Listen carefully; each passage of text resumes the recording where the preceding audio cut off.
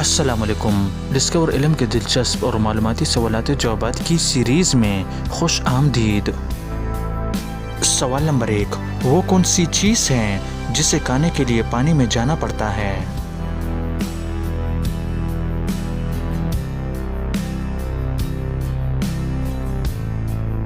सही जवाब है गौता।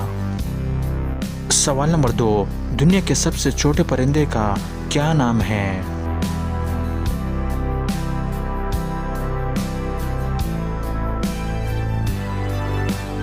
सही जवाब है ह्यूमिंग बर्ड। सवाल नंबर 3, इंसानी जिस्म के किस हिस्से में सोना मौजूद होता है?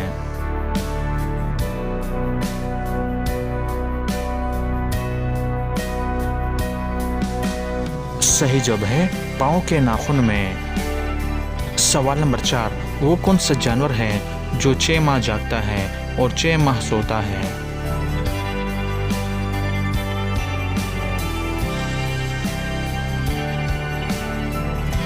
सही जवाब है मेंढक।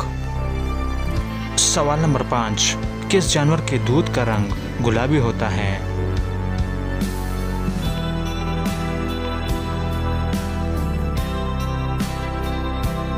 सही जवाब है याक। सवाल नंबर 6, वो कौन सी चीज है जो आधी रात को आती है और आधी रात को जाती है?